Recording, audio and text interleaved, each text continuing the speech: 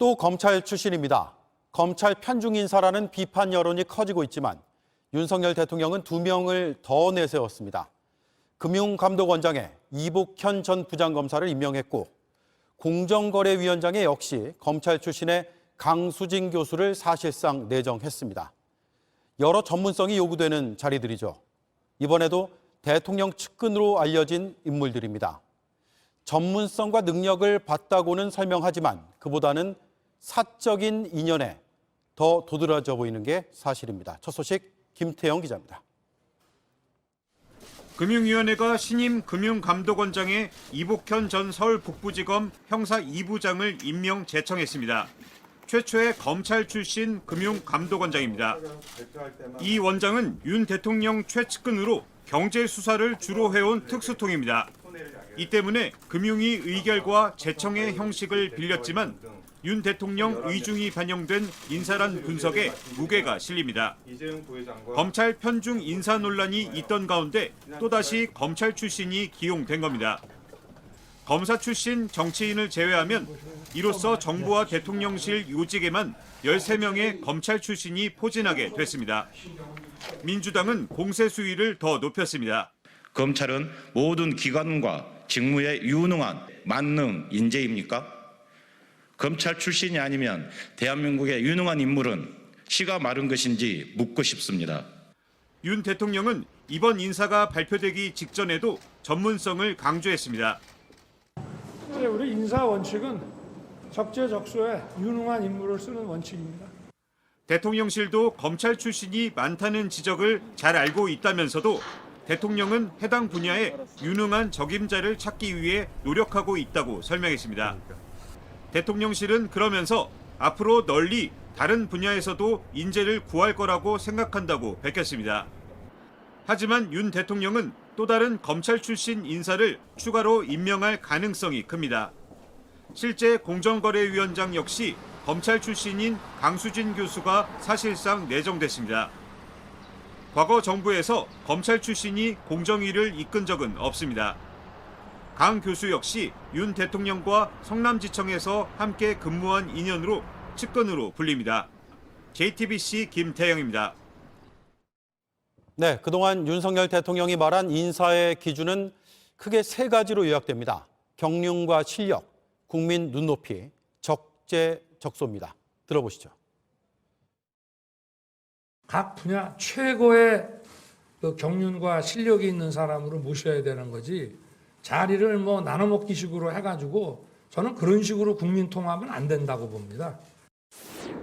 국민들이 보시는 국민의 눈높이와 국민의 관점에서 보는 것이라고 생각합니다.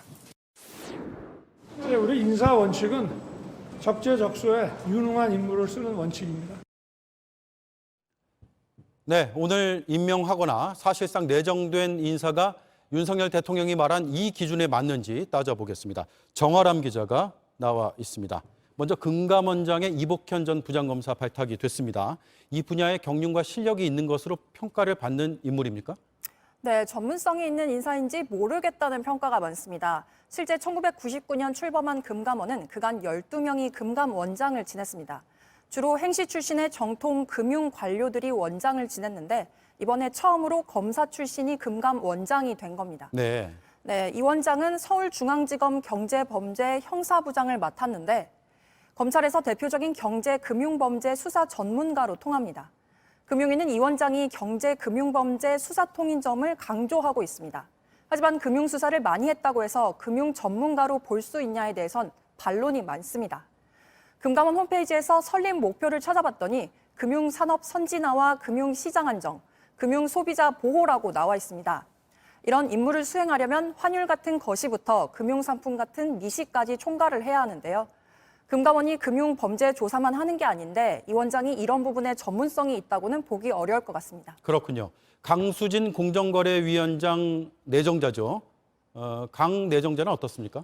네, 강수진 공정거래위원장 내정자는 로스쿨 등에서 공정거래를 연구했고 변호사 시절에는 공정거래 전문가로도 활동을 했습니다. 네. 네, 상대적으로 전문성이 있다고 평가를 할 수도 있는데요.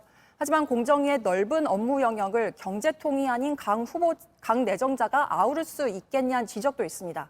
예를 들어 대한항공, 아시아나 같은 기업 결합 심사도 공정위의 업무라는 건데요. 공정위와 검찰 사이에 감정의 골이 깊은 것도 문제입니다. 지철호 전 공정위 부위원장은 지난해 출간한 책에서 2018년 공정위 압수수색은 검찰의 표적 수사라고 강하게 비판했습니다. 이런 상황에서 검찰 출신이 수장으로 가면 공정위 내부의 신망을 얻을 수 있을지 의문이란 목소리도 큽니다. 네, 금융권과 재계를 아우르는 두 기관인데 그 수장이 이제 검사 출신이 되는 겁니다. 시장의 반응은 어떻습니까? 네, 시장에선 벌써부터 우려의 목소리가 나오고 있습니다. 금융권과 재계에서는 사정 칼바람이 불지 않을까 걱정을 하고 있는데요. 네. 검찰이 있는데도 금감원과 공정위가 경제나 금융 사건을 따로 조사하는 건 독립성을 갖고 경제적 관점에서 사건을 보기 위한 측면이 큽니다. 그런데 검사 출신들이 수장이 되면 독립성이 지켜지지 어려울 수 있다는 지적도 있습니다. 네. 네, 한번 들어보시겠습니다. 검사 출신의 대통령인 이 정권 내에서 어떤 정부의 정책이 일방적으로 투영될 우려가 오히려 더 제기될 수도 있는 측면이 있죠. 수사를 통해서 금융기관을 통제한다든지 선택적으로 활용될 여지가 정권과의 코드가 결합되면 오히려 그것 또한 문제를 낳을 수도 있기 때문에 네, 또 윤석열 대통령이 기업 규제를 풀어서 경제를 살리겠다고 했지만 이번 인사를 보면 오히려 규제가 강화되는 것 아니냐는 우려도 재계에서 나오고 있습니다. 네, 대통령실의 인재풀이 너무 좁고 작은 게 아니냐 이런 생각이 드는군요. 정아람 기자 잘 들었습니다. 법무부가 법무연수원 연구위원회 정원을 늘리겠다고 합니다. 이곳은 검찰에서 좌천된 인사가 주로 간다는 인식이 강한 곳입니다. 다시 말해 한동훈 장관이 한직으로 보낼 자리를 더 만드는 게 아니냐는 의문이 제기되는 것이죠. 지난 정부에선 한 장관이 이곳으로 발령이 나기도 했습니다. 박병영 기자입니다. 법무연수원은 홈페이지에 검찰 공무원에 대한 교육훈련과 법무행정을 위한 연구기관이라고 소개합니다. 법무연수원 연구위원 정원 7명 가운데 4명은 검찰 몫입니다. 좌천성 인사가 난 검사들이 주로 이 자리를 메웠습니다. 추미애 전 법무부 장관 시절 한동훈 당시 부산고검 차장검사가 발령난 곳이고 현 정부 들어선 이성윤 전 서울고검장 등 이전 정부 검찰 고위직들이 이곳으로 인사가 났습니다. 지금 법무연수원에서는 하는 일이 없는데 그렇게 TO를 막 늘리고 장관 마음대로 해도 됩니까? 능력과 공정의 기준에 따라 인사했다는 말씀을 분명히 드립니다. 그리고 저도 법무연수원에 근무했는데요. 그래서 충실히 근무했던 기억이 있습니다. 법무부는 최근 행정안전부의 연구위원 정원을 늘려달라고 요청했습니다. 국제형사사법 연구를 강화할 필요가 있다는 이유지만 좌천성 인사를 더 내려고 하는 것 아니냐는 해석이 나옵니다. 연구위원으로 발령나면 검찰 수사, 지휘 라인에서 빠질 뿐만 아니라 관용차 등 일선청 검찰 간부로서 얻은 혜택도 모두 사라집니다. 검찰 간부들이 법무연수원으로 발령이 나면 사실상 조직을 떠나라는 신호로 받아들인 이유이기도 합니다. 법무부 관계자는 좌천은 해석의 영역이라며 직제 개선을 검토 중이라고만 밝혔습니다. 하지만 검찰 내부 관계자는 최근 몇 년간 연구위원으로 간 분들이 어떤 연구를 했고 어떤 실적이 있는지 모르겠다며 좌천 자리를 늘려서 추가 인사하겠다는 것 아니냐고 말했습니다. JTBC 박병현입니다. 화물연대가 오늘 전국에서 출정식을 열고 무기한 총파업에 들어갔습니다. 도로에 차를 멈춰 세우고 안전 운임제를 폐지하지 말라면서 구호를 외쳤습니다. 먼저 조혜연 기자입니다.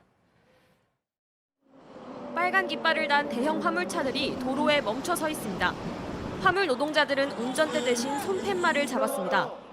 오늘부터 총파업에 들어간 화물연대는 전국 16개 지역에서 출정식을 열었습니다.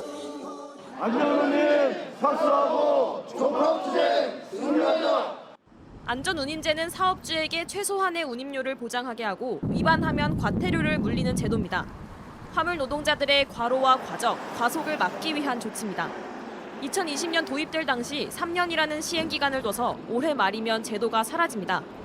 노동자들은 안전운임제가 생존권과 직결된다고 말합니다. 그러나 이 시범 실시로 인해서 800명이던 사망 숫자가 지난해 500명대까지 떨어졌습니다. 그런데 국가와 정부는 법을 더 이상 유지하지 않겠다고 합니다. 지금처럼 컨테이너와 시멘트 등 일부 품목에만 제한적으로 적용할 것이 아니라 더 확대해야 한다고 주장합니다. 기름을 운반하던 화물차들은 오늘 총파업 시작과 함께 이렇게 도로에 멈춰 서 있습니다. 최저 기본 운송료도 못 받는 이러한 환경 속에서 한탕이라도 더 하려고 잠을 못 자고 전 차종들이 다 포함이 되어 안전하게 우리가 일을 하고 국민들이 안전하게 운송을 받을 수 있는. 최근 오른 기름값도 파업에 나선 이유입니다. 안전운임은 부대 조항에 유가 연동이란 그게 조항이 있기 때문에 오른 만큼 조금 보상을 해줘요. 그래도 어느 정도 버틸 수 있게끔. 근데 이게 없어지면 끝나는 거예요. 화물연대 추산 2만 5천여 명, 국토부 추산으로는 9천여 명이 파업에 참여했습니다. 울산에서는 노동자 4명이 경찰에 연행되기도 했지만 대부분 지역에서 경찰과의 큰 물리적 충돌은 없었습니다. 곳곳에서 차량이 멈춰섰지만 파업에 대비해 미리 물량을 소화한 업체들이 있어 현재까지 큰 차질은 없는 상태입니다.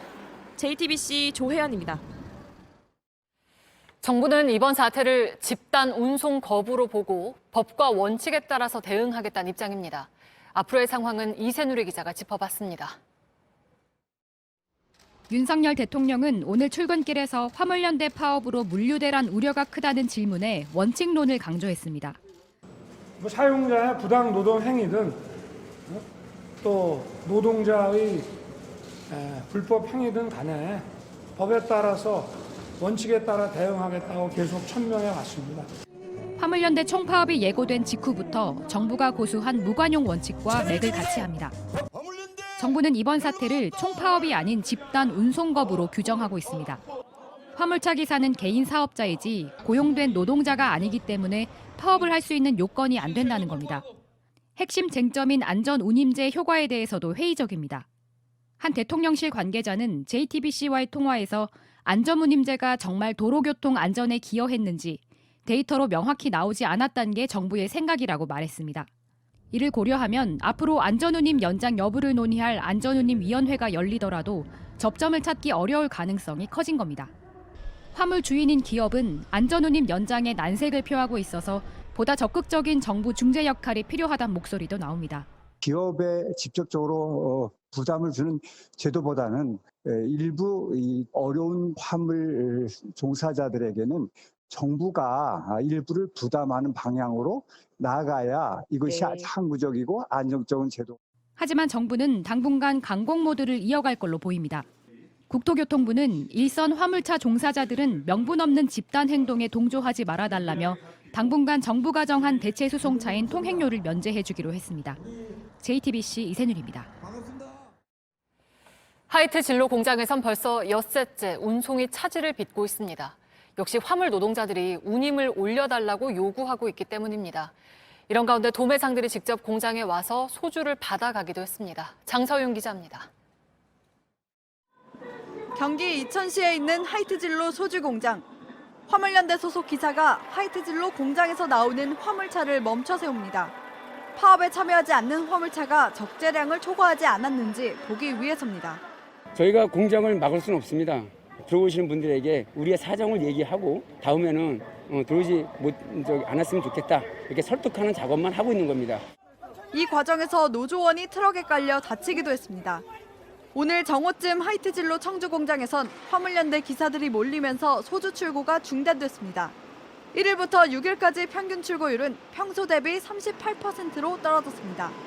이렇게 공장에서 물류센터로 운반되는 소주가 줄자 도매상들이 직접 공장에 와서 소주를 실어가고 있습니다. 여기서 이제 음식점으로 이제 배송하는 거죠, 주문대로. 지금 센터 쪽에 저희 서울 쪽에는 술이 없어요. 그래서 저희가 이천까지 들어오게 된 거예요, 지금. 지난 연휴 사흘 동안에는 트럭 1,500여 대가 줄지어서 소주를 받아갔습니다. 편의점도 비상입니다. CU는 오늘부터 일부 물류센터에서 출고되는 소주 참이슬의 발주를 정지했습니다. 세븐일레븐, 미니스톡, 이마트24 역시 각 매장에서 하이트진로 소주를 제한된 수량만 주문할 수 있도록 했습니다.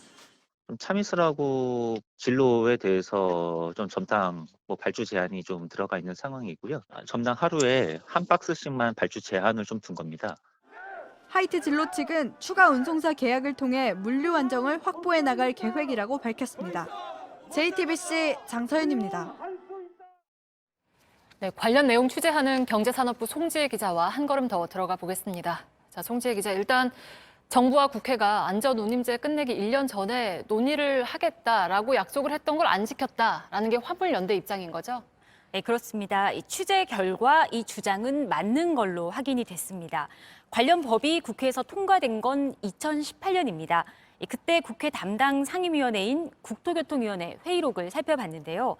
김현미 국토부 장관이 출석한 가운데 여야와 정부가 약속을 했습니다. 김현미 당시 국토부 장관 이렇게 말했습니다. 국토부는 기본적으로 모든 화물에 대해서 표준운임제, 즉 안전운임제를 하는 것이 좋다고 생각했으나 관계하는 단체들 또 위원 간의 이견이 있어서 일단 2개 품목을 시범적으로 하는 걸로 여야 간의 합의를 본 걸로 알고 있다라고요. 대신에 국회는 국토부 장관에게 제도가 끝나기 1년 전에 시행 결과를 국회에 보고하라고 했습니다. 이를 토대로 연장할 필요가 있는지 또 한다면 어떤 점을 보완할지 논의하자는 것이었습니다. 네, 근데 지금 제도가 끝날 때까지 반년 남짓이 남아있는 상태인데 그동안 별다른 논의가 없었던 거잖아요. 이유가 있습니까? 네, 일몰제를 없애자는 이 더불어민주당 조호섭 의원의 개정안, 지난해 1월 발의됐고 같은 해 3월 이 국토위에 상정됐는데요. 국토위에선 국토부의 결과 보고 후에 논의하는 게 맞다면서 일단 두기로 했습니다. 이 문제는 그 이후에 대선 국면에 접어들면서 국토부도 결과 보고를 안 하고 국회도 이 문제를 챙기지 않았다는 겁니다. 국토부가 한국교통연구원에 맡긴 안전운임제 평가 보고서는 올 2월에 나왔는데요. 이때라도 국회와 논의를 시작했다면 모르겠는데 진척이 없다가 그로부터 석 달이 지난달 말에야 관련 토론회가 열렸습니다. 물론 국토부도 할 말은 있습니다. 이 국토부는 2월부터 이 국토위원장과 양당 간사들에게 공청회 열어달라 이렇게 요청을 했고 일부 의원들에게는 용역 결과도 비공식적으로 보고했다 이렇게 밝혔습니다. 하지만 대선 일정 등으로 국회 상임위가 잘 안 열렸고 더 이상 기다릴 수가 없어서 지난달 말에 자체적으로 토론회를 열었다는 입장입니다. 정리하자면 정권 교체기에 이 국회와 정부가 손을 놓으면서 사태가 커진 측면이 큽니다. 네, 근데 뭐 그동안 기름값이 뛸 때마다 이런 화물연대 파업이 되풀이가 됐던 것 같은데 그때마다 정부의 대처는 어땠습니까? 네, 화물연대가 2003년 첫 대규모 파업을 한 이후로 계속 요구한 건 이 적정 운임을 보장해달라는 겁니다. 2008년 총파업 상황이 지금과 비슷한데요. 그때도 경유값이 크게 뛰면서 휘발유 값을 넘어섰습니다. 이러자 화물연대는 이 안전운임제의 과거 버전이라 할 수 있는 표준운임제를 요구를 했는데요. 당시에 정부가 이 표준운임제 법제화를 약속하면서 파업이 풀렸지만 결과적으로는 법제화는 무산됐습니다. 이후에도 파업을 할 때마다 정부가 그때그때 파업을 풀기 위한 땜질식 처방만 반복하다가 이를 키운 게 아니냐 이런 지적이 나옵니다. 네, 알겠습니다. 여기까지 듣겠습니다. 경제산업부 송지혜 기자였습니다. 네, 방금 들으신 것처럼 뛰는 기름값도 화물연대 파업의 이유입니다. 그런데 서울에서는 평균 휘발유 값이 10년 만에 2,100원을 넘었습니다. 경유값도 연일 최고가를 다시 쓰고 있습니다. 국제 유가가 꺾이지 않으면 당분간 계속 오를 수가 있는데 정부가 유류세를 더 낮추는 방안을 검토하는 걸로 알려졌습니다. 김영민 기자입니다. 서울의 휘발유 평균 가격이 리터당 2,100원을 넘었습니다. 2012년 5월 이후 10년 만에 처음 있는 일입니다. 경유값 역시 매일 최고가를 쓰고 있습니다. 운전자들은 기름값 부담이 너무 크다고 호소합니다. 보통 많이 탈 때는 하루에 한 500-600km 이상 타는데 한 번 놓고 그 키로수를 못 타니까 너무 무서워졌어요. 기름 넣는 게. 예전 같은 경우에 만약에 주유비를 한 20만 원 정도 한 달에 썼다 그러면 지금 한 30만 원 넘게 쓰는 거예요. 기름값은 앞으로 더 오를 수 있습니다. 국제유가가 당분간 꺾이지 않을 가능성이 크기 때문입니다. 뉴욕 상업거래소에서 거래되는 서부 텍사스산 원유는 어제 장중한 때 배럴당 120달러 선을 넘어섰습니다. 사우디아라비아의 국영석유업체 아람코가 아시아와 유럽에 수출할 7월분 원유 가격 인상을 발표한 직후입니다. 또 러시아 우크라이나 사태까지 해결이 안 됐기 때문에 여전히 공급이 불안한 이런 상황은 앞으로도 지속될 것 같습니다. 앞으로 2-3주간도 계속 국내 물가는 고공행진할 가능성이 높아 보이고 1년 전과 비교해 급등한 환율도 원유값 상승 요인으로 작용하고 있습니다. 기획재정부는 고유가가 당분간 지속될 것으로 보고 현재 30%인 유류세 인하폭을 37%까지 늘리는 방안 등을 검토하는 것으로 알려졌습니다. 현재 리터당 820원씩 붙는 유류세에 법정 기본세율을 적용하면 세금을 6에서 7%가량 더 줄일 수 있다는 겁니다. JTBC 김영민입니다. 북한이 이달 중순쯤 7차 핵실험을 강행할 것으로 예상됩니다. 중순이라면 며칠 남지 않은 건데 이미 몇몇 징후들이 나타나고 있습니다. 한미 당국은 신속하고 단호하게 대응하겠다고 경고한 상태입니다. 김혜미 기자입니다. 대통령실은 북한의 상황을 실시간으로 파악하고 있다며 핵실험 예상 시기를 밝혔습니다. 대통령실 관계자는 북한이 노동당 전원회의 전후에 핵실험을 하지 않을까 보고 있다고 말했습니다. 북한은 6월 상순에 최상위 의사결정기구인 당 중앙위 전원회의를 열겠다고 예고한 상태입니다. 상순이 15일까지인 점을 감안하면 앞으로 일주일 전후로 핵실험이 이뤄질 가능성이 있다고 대통령실은 본 겁니다. 앞서 국제원자력기구 IAEA는 북한 풍계리 핵실험장의 갱도 중 하나가 다시 개방된 징후를 관찰했다고 말했습니다. 출입구에서 움직임이 있다는 건 핵실험 준비를 본격화하고 있다는 의미입니다. 미 국무부도 현지 시간 6일 북한이 며칠 안에 핵실험을 시도할 수 있다고 밝혔습니다. It's a concern we've warned about for some time. I can assure you that it is a contingency we have planned for, and it has been a concerted topic of discussion. 국제기구와 한미가 연일 북한의 핵실험 징후를 밝히는 건 사전 경고의 의미도 있습니다. 북한이 도발을 하는 것을 사전에 탐지할 수 있다라는 능력을 보여주는 억제 효과를 발휘할 수 있다라고 판단이 됩니다. 방한 중인 웬디 셔먼 미국 국무부 부장관은 북한이 핵실험을 강행하면 신속하고 단호한 대응이 있을 것이라고 밝혔습니다. 우리 외교부도 추가 제재를 추진하는 것 외에 한미 방위 차원의 추가 조치도 고려할 것이라고 말했습니다. JTBC 김혜미입니다. 네, 한미 공군 전투기 20대가 연합훈련을 했습니다. 북한을 향한 강력한 경고는 메시지뿐 아니라 이런 행동으로도 나타납니다.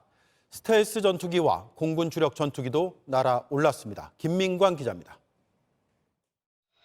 레이더에 잡히지 않는 스텔스 기능을 갖춘 F-35A 전투기. 북한이 가장 두려워하는 전투기로 불립니다. F-35A는 적의 감시망을 뚫고 들어가 핵심 시설을 타격할 수 있습니다. 하늘과 땅을 가리지 않고 전천후 공격이 가능한 F-15K. 우리 공군의 주력 전투기인 KF-16도 차례로 날아오릅니다. 한미 공군은 오늘 오전 서해상공에서 연합 비행훈련을 펼쳤습니다.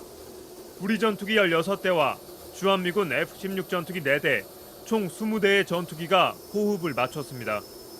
마음만 먹으면 북한의 핵심 시설을 순식간에 초토화시킬 수 있는 전력 구성입니다.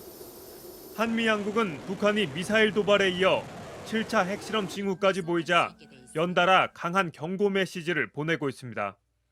지난 2일 오키나와 공해상에서 진행된 한미 연합훈련에는 핵추진 항공모함 로널드 레이건호가 동원됐습니다. 한미 연합훈련에 항공모함이 등장한 건 6차 핵실험이 진행됐던 2017년 이후 4년 7개월 만입니다. 한미 당국은 북한의 미사일 도발에도 강하게 대응하고 있습니다. 지난 5일 북한이 동해상으로 단거리 탄도미사일 8발을 발사하자 바로 다음 날 지대지 미사일 에이테크임스 8발을 발사했습니다. 합동참모본부는 북한이 도발을 한다면 압도적으로 승리할 수 있는 만반의 태세를 항상 갖추고 있다고 강조했습니다. JTBC 김민관입니다. 테라 루나를 팔아온 업체는 상코인을 다시 맡기면 20% 이자를 주겠다며 투자자를 끌어모았습니다.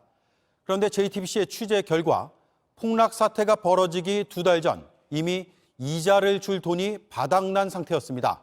저희가 입수한 내부 문건에 그 정황이 담겼습니다. 새로 투자금을 받아 기존 투자금의 이자를 돌려막는 폰지 사기가 의심됩니다. 먼저 이자영 기자입니다. 테라코인을 사서 다시 맡기면 연이율 20%를 주겠다. 테라폼랩스 권도영 대표가 지난해 3월 출시한 블록체인 금융 서비스 앵커 프로토콜입니다. 자신들이 발행한 코인을 예치하면 마치 은행처럼 이자 수익을 돌려주겠다는 겁니다.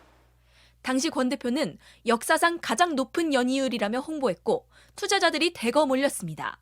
실제 출시 3개월 만인 지난해 6월부터 테라와 형제 코인인 루나는 본격 상승세를 탔습니다. 그런데 폭락 약 2개월 전쯤 이런 이자를 줄 돈이 이미 바닥이 났던 것으로 확인됐습니다. 취재진이 입수한 내부 문건입니다. 그래프를 보면 테라가 앵커 프로토콜 시스템에 비축하고 있는 자금이 0달러 가깝게 떨어집니다. 이미 이자가 거의 고갈이 됐다. 지속 가능하지 않았던 거죠. 이미 어디선가 계속 인젝션이 들어왔어야 됐고. 사실상 이자를 줄 돈이 없었는데도 신규 고객을 계속 유치했고 이 과정에서 투자금도 증발해버린 겁니다. 특히 지난해 6월 내부 회의에서 이자율을 낮추지 않으면 사업이 붕괴할 것이란 지적이 있었지만 권 대표가 묵살했다는 증언이 나왔습니다. 할 수 있는 행동도 아니었고 그냥 누가 이렇게 하겠다 그러면 그냥 그렇게 하는 거예요. 돈은 이제 저희 위에 피라미드 위에 있는 거고. 이자 줄 돈이 거의 고갈된 직후 권 대표 측이 급하게 임시 조치를 했지만 폭락 사태를 막을 순 없었습니다. 검찰은 사실상 폰지 사기가 아닌지 의심하고 있습니다. 신규 투자금을 끌어다가 이자 지급을 돌려막기 한 것 아니냐는 겁니다. 검찰은 권 대표가 내부 경고에도 불구하고 사업을 밀어붙인 경위 등을 파악 중인 것으로 알려졌습니다. JTBC 이자연입니다. 저희가 테라 루나 코인을 직접 설계한 내부 핵심 관계자들도 만나봤습니다. 이들은 설계할 때부터 폭락을 예견했다고 한 목소리로 털어놨습니다. 권도영 대표에게 미리 알렸지만 전혀 듣지 않았다고 했습니다. 경영진이 폭락 위험을 알고도 사업을 밀어붙인 정황은 저희가 입수한 문건에도 담겼습니다. 이어서 박사라 기자입니다. 테라의 핵심 기술 앵커 프로토콜을 직접 설계한 B씨는 처음부터 폭락 사태를 예상했다고 말했습니다.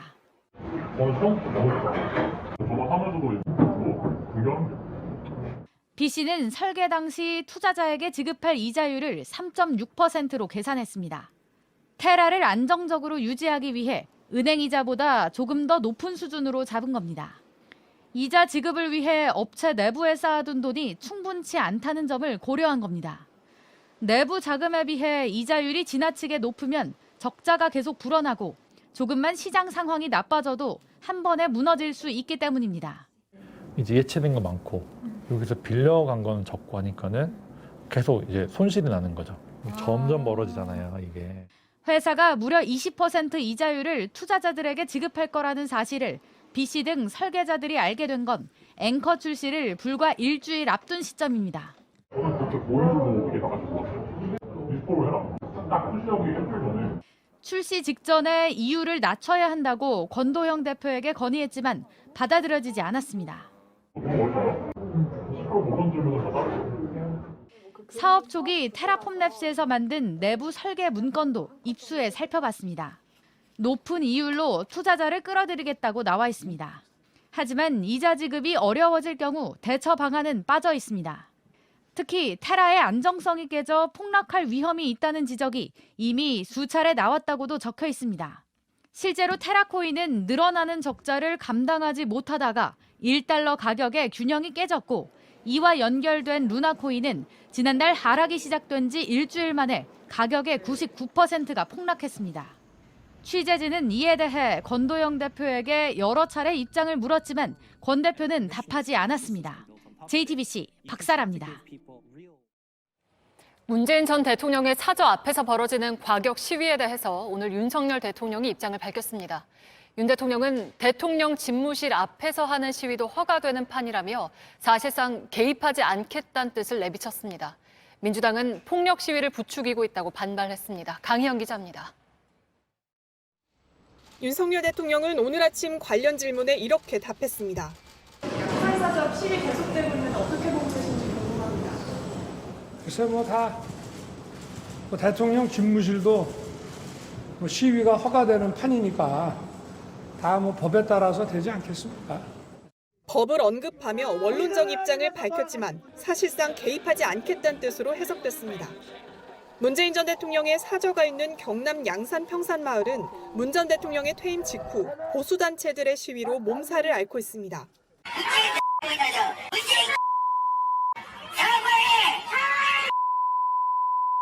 심한 욕설과 소음에 시달리다 못해 병원 치료를 받는 주민들까지 생겼습니다.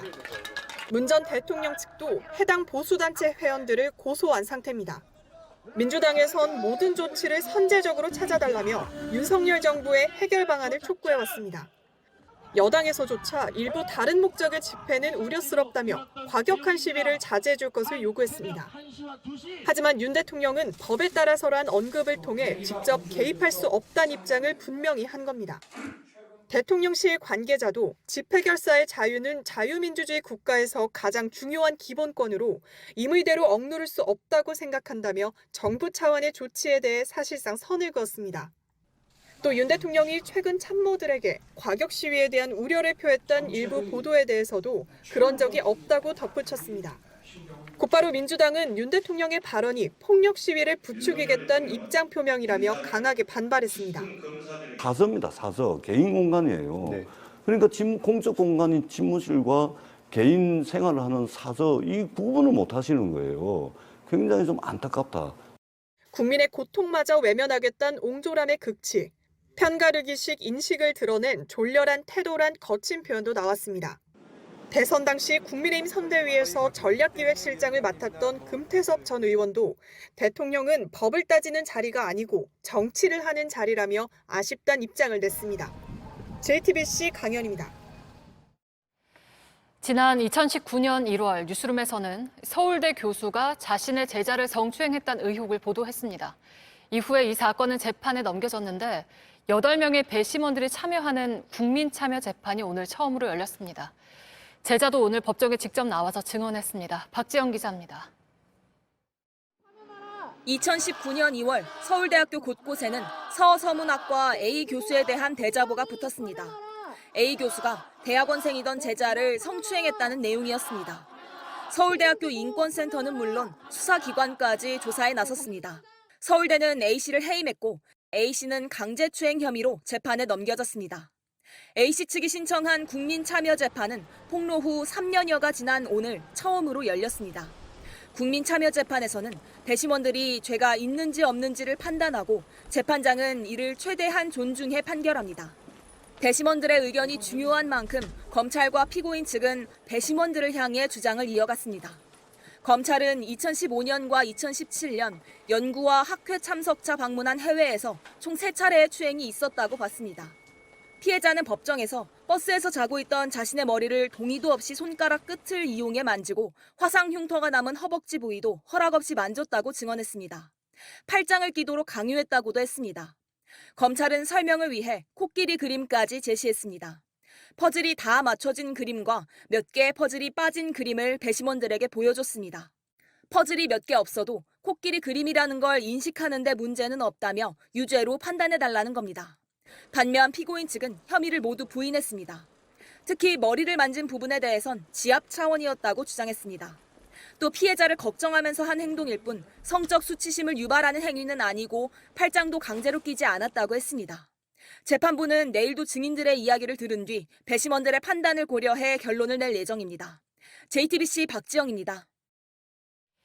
직장에서 성희롱 피해를 입었던 사람이 3년 전보다 줄어든 걸로 나타났습니다. 성희롱이 가장 많이 일어난 장소는 회식 자리에서 사무실로 바뀌었습니다. 또 피해를 입어도 참고 넘어간다는 응답은 3년 전보다 15%포인트 정도 줄어서 60%대로 나왔습니다.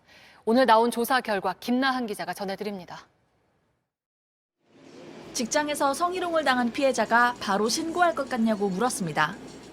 보통은 아무래도 말 못하고 그냥 넘어가는 경우가 많을 것 같아요. 넘어갔을 거라는 게 많았을 것 같아요. 여성가족부가 전국 공공기관과 민간업체 2,500여 곳을 대상으로 한 조사에서도 같은 응답이 많았습니다.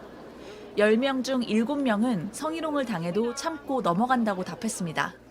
가해자와 사이가 불편해질까 봐, 그리고 문제를 제기해도 직장에서 묵인할 것 같다는 답이 적지 않았습니다. 사회생활 같은 거에 신경이 쓰여서 어쩔 수 없이 참고 넘어가는 경우가 많았을 것 같습니다. 코로나를 거치면서 성희롱 피해를 겪었다는 응답 자체는 3년 전 조사 때보다 3.3%포인트 줄었습니다. 다만 성인식이 나아져서라기보다는 회식 자리가 줄었기 때문이라는 분석이 나옵니다. 대신 그 자리를 사무실이 채웠습니다. 성희롱이 주로 발생하는 장소도 3년 전과 비교하면 1, 2위가 뒤바뀌었습니다. 3년 전에는 회식 장소에서 성희롱을 당했다는 응답이 43.7%로 가장 높았는데 올해 조사에서는 회식 장소에서 성희롱을 당한 비율보다 사무실에서 당했다는 응답이 높았습니다. 직장 내 성희롱은 피해자를 직장으로부터도 멀어지게 했습니다. 피해자 절반은 직장 만족도가 낮아졌다고 답했습니다. 민간보다 공공기관 성희롱 피해 경험률이 높은 점도 주목할 부분입니다. 조사에 답한 사람들은 직장 내 성희롱을 막기 위해서 피해자를 보호하고 조직 문화를 개선하는 정책이 가장 필요하다고 봤습니다. JTBC 김나은입니다. 동료의 양심 선언으로 묻힐 뻔한 진실이 드러날지 주목되는 사건입니다. 7년 전 세상을 등진 한 병사의 죽음을 둘러싼 폭로가 나왔습니다.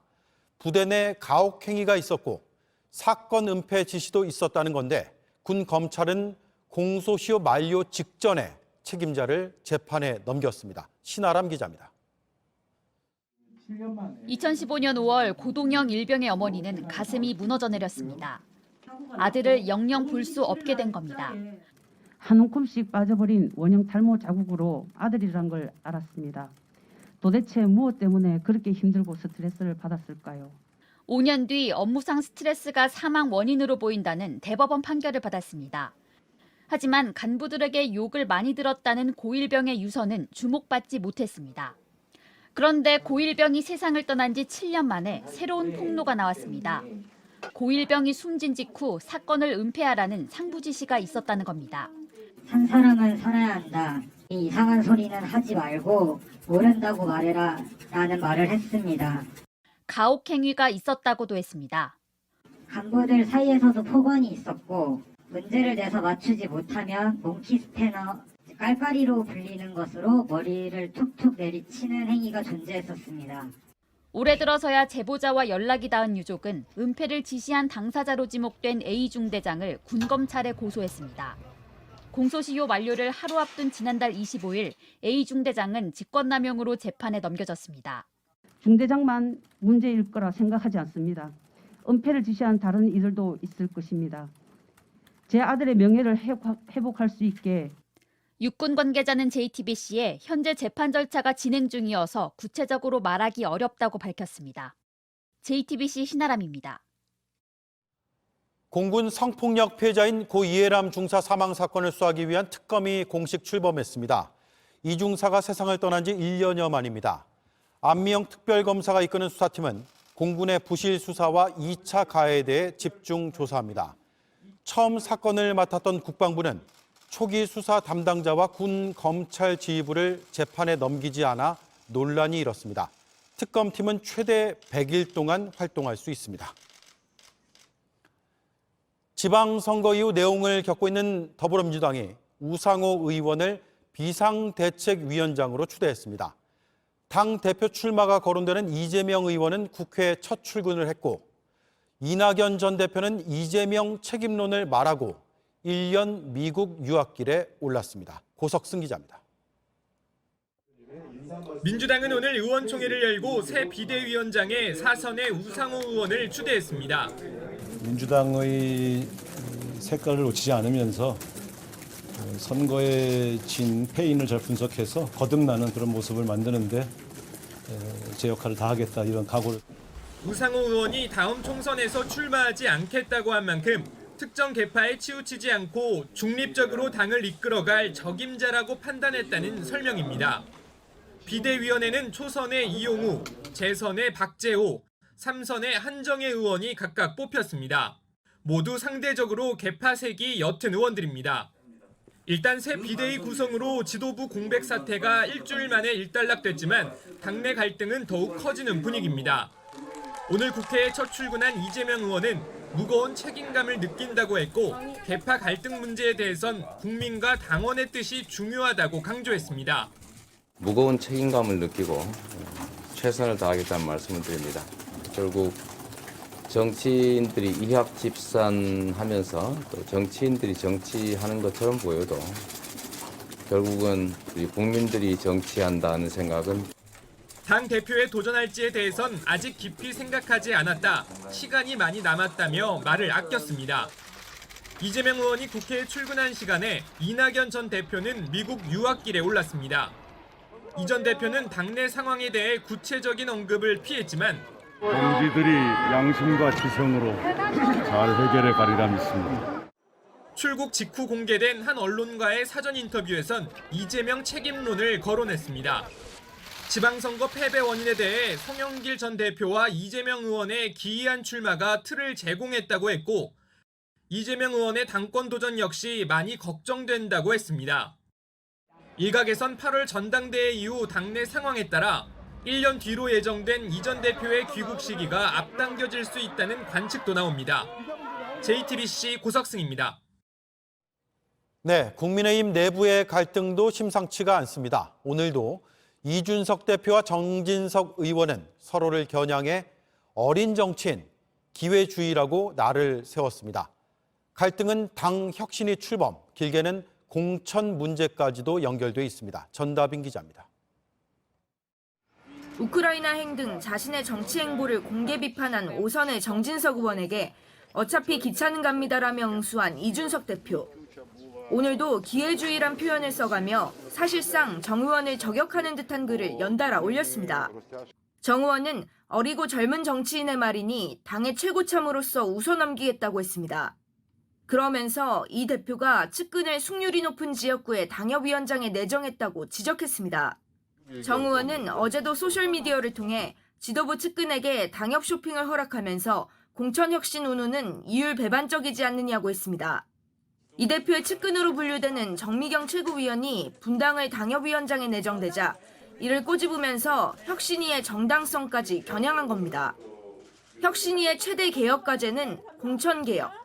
혁신위 결정사항은 2년 뒤 총선에까지 영향을 끼치기 때문에 이를 둘러싼 내부 힘겨루기가 벌써부터 시작된 걸로 풀이됩니다. 지도부는 진화에 나섰습니다.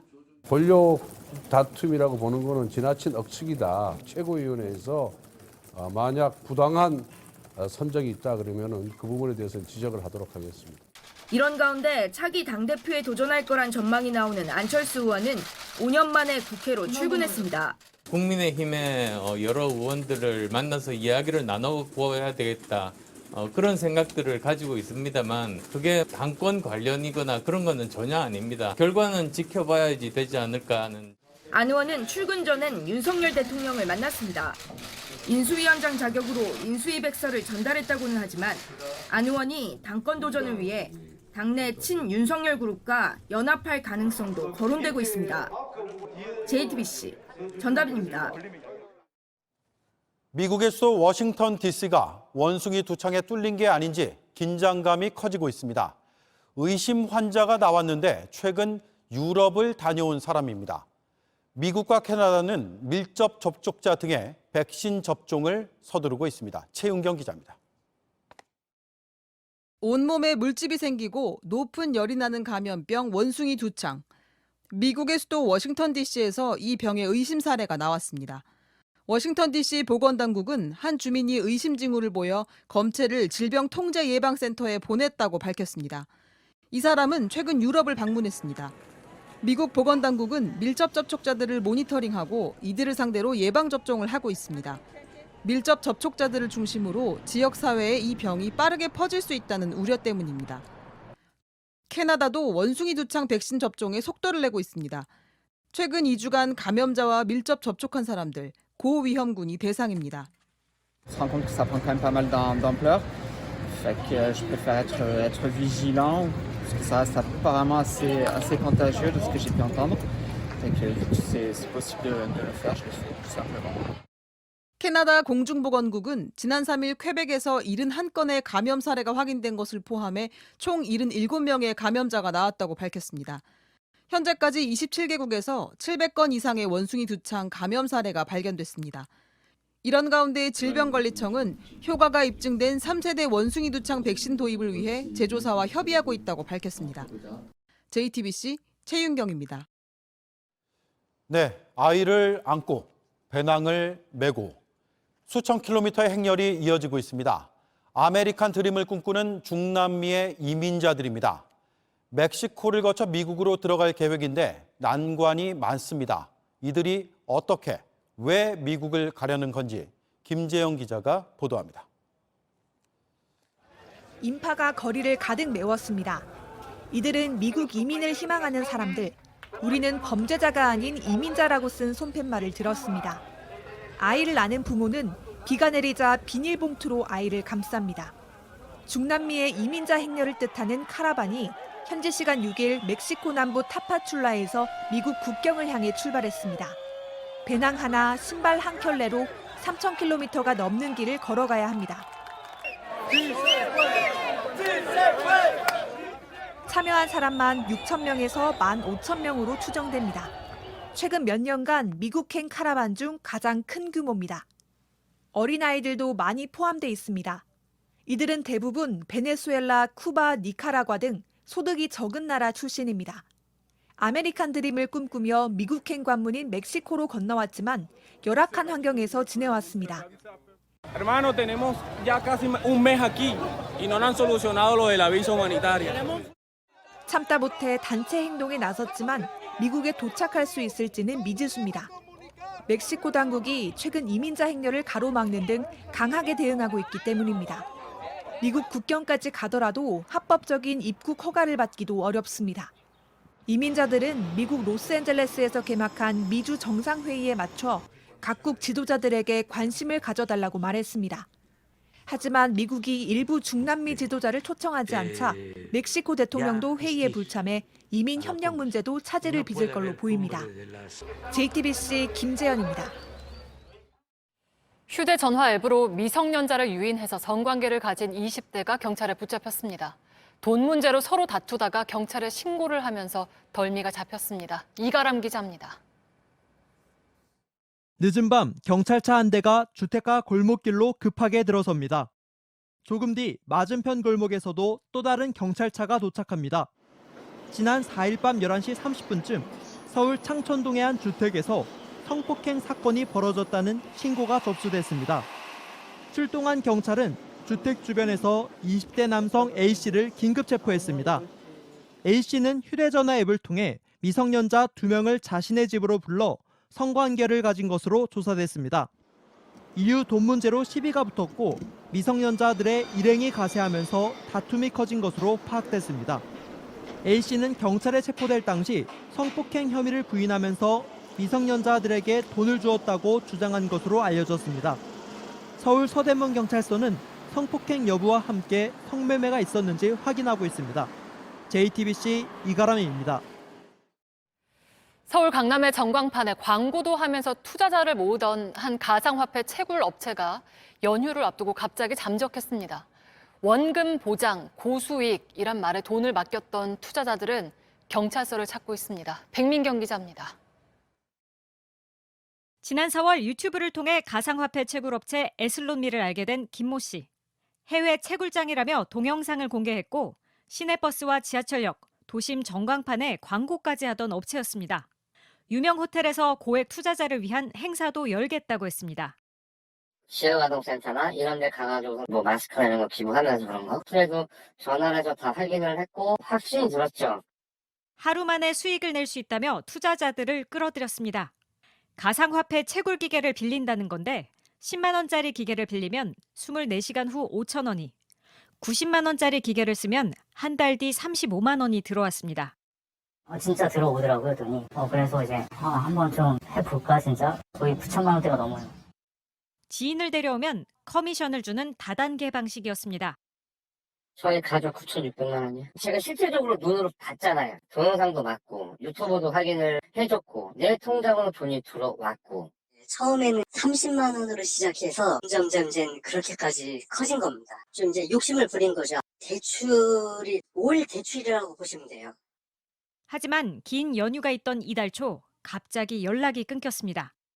5월달 이벤트를 엄청나게 쏟아부었어요. 수익 이벤트 같은 거 있죠. 원래는 뭐 수익이 뭐 1.6%에서 2%대라고 치면 갑자기 3%대.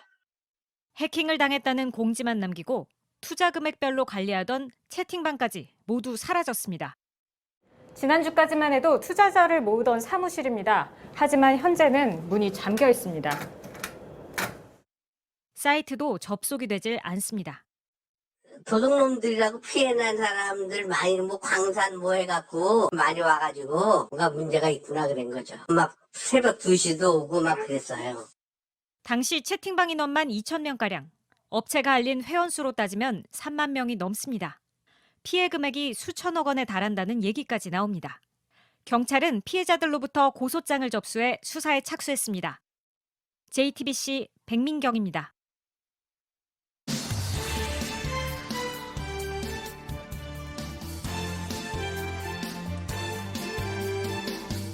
뉴스데스 문이야기 백브리핑 시작합니다. 첫 번째 브리핑, 공부하는 장관들입니다. 오늘 대통령실에서 열린 국무회의입니다.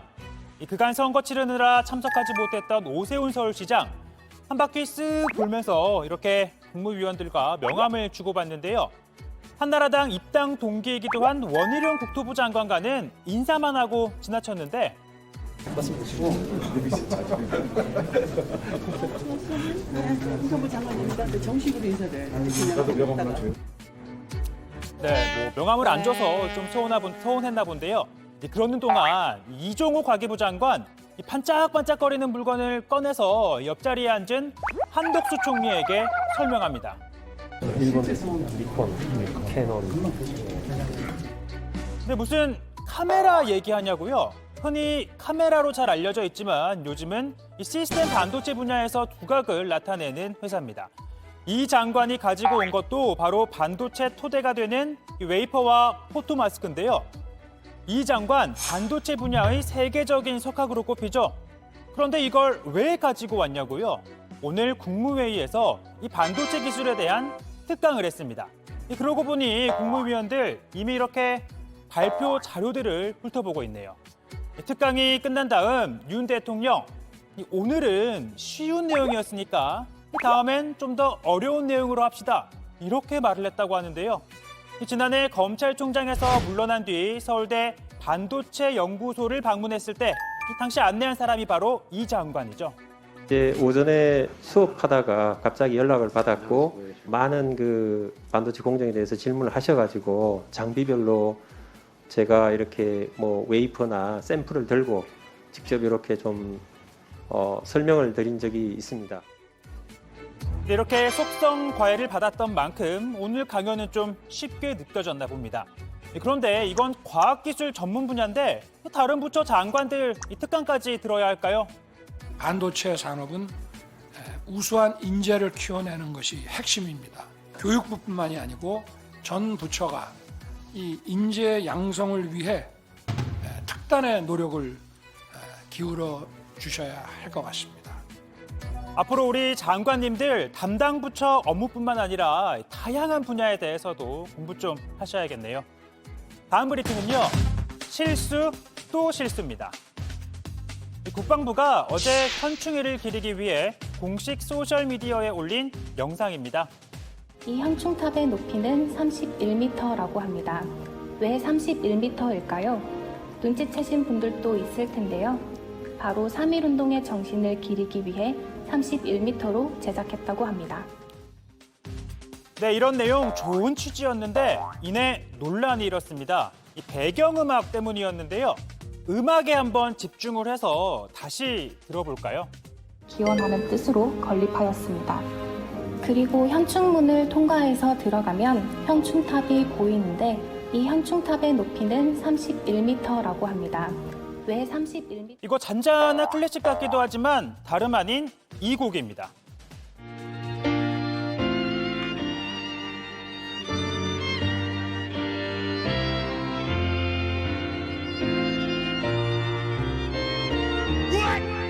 네, 다름 아닌 미국 국가입니다.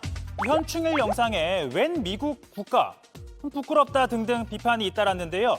국방부는 제작상의 실수였다며 사과를 하고 수정했습니다. 그런가 하면요. 해양수산부는 멸종 위기 생물이 서해 갯벌서부터 시베리아로 이동하는 걸 확인했다는 자료를 냈는데요. 그 경로를 표기했는데 보이시나요? 동해가 아닌 일본해로 된 지도를 사용했습니다. 해수부는 미처 인지하지 못했다며 일본해를 지운 뒤 자료를 다시 내는 일도 있었습니다. 앞서 미국 국가나 일본의 표기, 국민들도 곧바로 알아챘는데 담당 공무원분들 실수라고만 하지 말고 좀 더 꼼꼼하게 주의를 기울여줬으면 합니다. 오늘 백브리핑은 여기까지입니다.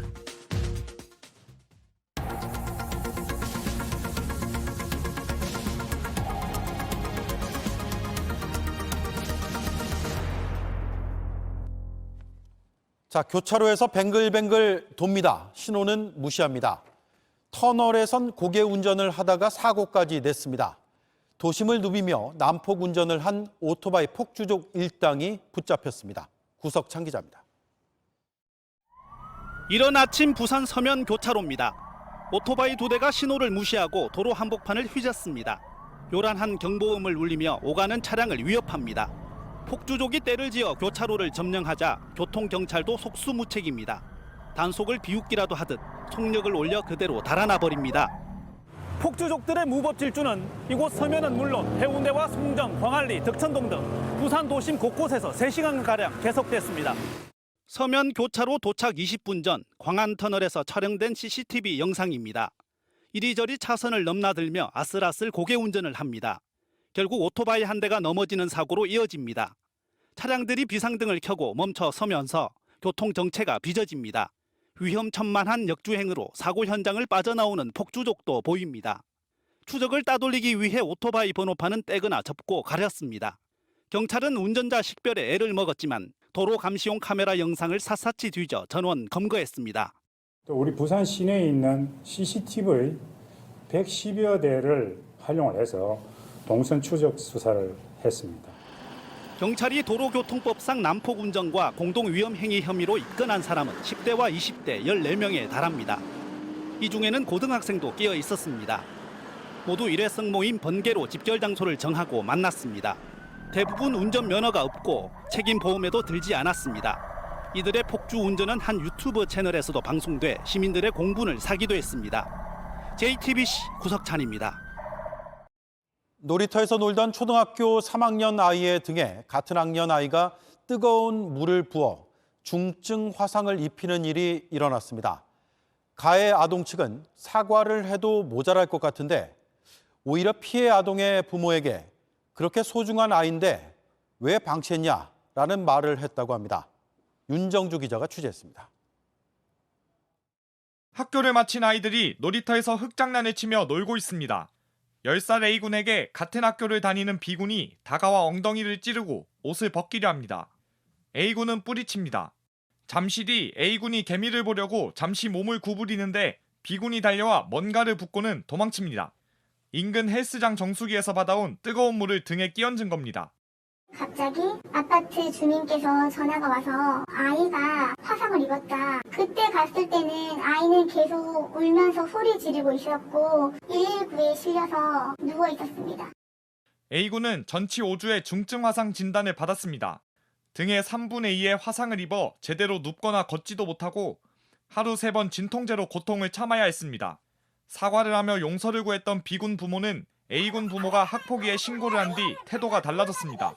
화상을 입은 A군이 B군을 때렸다며 학교 폭력으로 신고를 한 겁니다. 현장에서는 절대 자기가 아니다, 물을 부은 게 아니다, 떨어뜨렸다 이렇게 해놓고서는 학폭 신고하겠다. 저희 아이가 화상 입고 난 뒤에 달려가서 얼굴부터 가슴, 다리, 배, 무릎 6군데를 마구마구 때렸다고. A군이 태어난 날에는 언쟁을 벌이다 아이 관리를 잘했어야 하는 것 아니냐는 말까지 했습니다. 아니 그렇게 소중한 아들이면 그렇게 방치해요 그 사이에? 애들끼리 놀다가 집에 따로. 교육청은 지난달 말 학교폭력대책심의위원회를 열어 B군의 전학을 결정했습니다. A군이 B군을 때렸다는 주장은 학교폭력으로 인정되지 않았습니다. B군 부모는 JTBC 취재진에 재차 어린아이가 일부러 한 것이 아니고 사고였다는 입장을 전해왔습니다. JTBC 윤정주입니다. 관장님, 진실의 방으로. 940만 명 넘는 사람들이 이 영화를 보러 극장을 찾았습니다. 코로나 이전 마지막으로 1000만 관객을 모은 한국 영화 기생충보다 닷새나 빠른 속도입니다. 흥행의 의미를 이선화 기자가 짚어봤습니다. 어떻게 저희 1000만 갈 수 있을까요? 코로나 이후 극장가에서 실종된 줄 알았던 1000만 영화. 지금 추세대로라면 주말쯤엔 나올 것 같습니다. 범죄도시 속편이 개봉 21일 차인 오늘 저녁까지 누적 관객 943만 명을 넘겼습니다. 3년 전 이맘때 한국 영화론 마지막으로 1,000만 관객을 모았던 기생충보다도 닷새나 빠른 속도로 900만 관객을 넘기며 극장가의 엔데믹을 앞당겼다는 평가입니다. 4일부터 이어진 현충일 연휴 기간에는 294만 명의 관객이 극장을 찾아주셨는데요. 코로나19 불안감이 최고조에 달했던 2020년 4월 관객 수 97만 명에 비해서는 3배. 범죄 액션에서 하나의 장르가 되어버린 배우 마동석에 이어 돈 받으러 왔는데 뭐 그거까지 알아야 되니? 너 돈 많다며. 넌 납치된 거야.